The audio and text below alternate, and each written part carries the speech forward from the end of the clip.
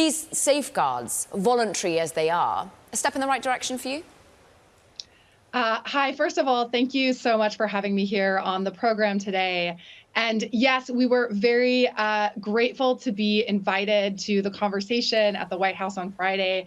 Our CEO, Dario, my brother, was there and had the opportunity to speak with the president and with the other industry leaders. And yes, I think this is an incredible first step towards really making sure that we are working together at the industry level, with government, with civil society, in thinking about how to develop these systems in ways that are safe, that are secure, that are trustworthy. And so we were very happy to be part of that conversation on Friday. Of course, many have sort of tried to understand how really authentic some leaders in AI are about sort of being regulated, about being overseen. How deeply do you think that runs when actually everyone's also just trying to race to ensure that they're the first to innovate?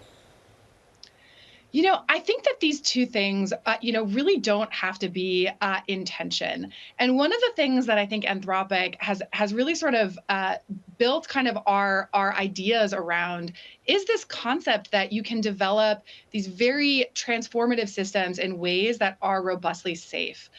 With the launch of Claude 2 that we had, just a couple of weeks ago, one of the things we really emphasized and focused on was sort of this commitment to making the models, as safe as possible, and really working to improve on things like helpfulness, honesty, and harmlessness. And so I think this kind of industry discussion as a whole around how to, move forward with this innovative technology, but also really ensure that it's done in a way that is, safe and secure is so important. Claude 2, of course, is meant to be less susceptible to manipulation than other chatbots. You really are thinking about safety, kindness, but how? How do you go about building that into a model? Yes. So, of course, no model on the market is 100%, immune from, jailbreaks or is perfectly safe. But really, our goal has been to try and provide a model that's as safe as possible today. And we do that through, a few different techniques.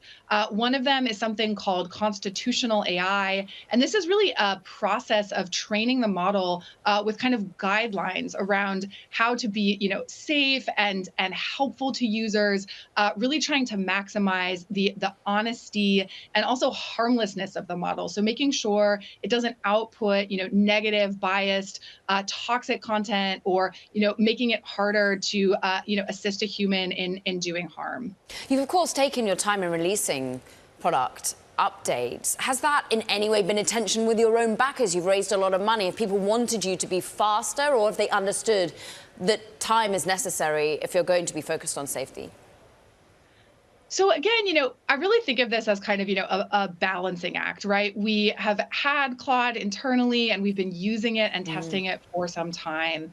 And we also really just wanted to make sure that the model that we were putting out onto the market, right, that Claude.ai, was as safe as possible, right? So that when not just businesses, but individuals are kind of signing up to play around with it, that, it's hopefully, as safe as possible and certainly safer than, Claude 1, our previous model that was on the market. And meanwhile, being able to analyze, summarize vast quantities of information, give us the productivity gains that we're all looking for. I'm interested as to when you're thinking about developing not only the models internally, but doing them safely and within future regulation. How do you look at what Europe's up to in terms of trying to set the rules of the road?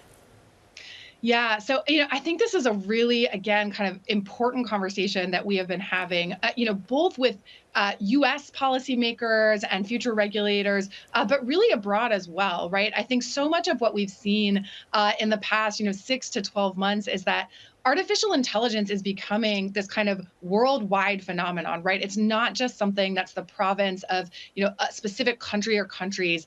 And so I think obviously the conversations that are having, here, but also in the EU are just incredibly important from a data privacy and, security and safety perspective, and a conversation, we've really been actively a part of as well. Of course, prior to Anthropic and helping co-found it, you were at OpenAI. You were also at Stripe as a risk manager.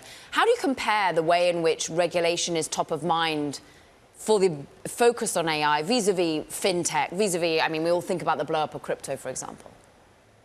Yeah, I mean, I really think that this really just this concept that I kind of come back to around this kind of public-private kind of partnership or communication norms, I think are just incredibly important, and I think that those are some of the lessons learned from kind of previous industries, right? Is really having communication early and often, right? I think at Anthropic, we view part of our role in the industry as helping to give policymakers and civil society and academics access to our information, right? So we've published more than 15 safety papers. Anyone can read them on our website, and we develop policy briefings because we really, view this as part of our role, right? Is helping to inform people more broadly about, potential safety topics and questions.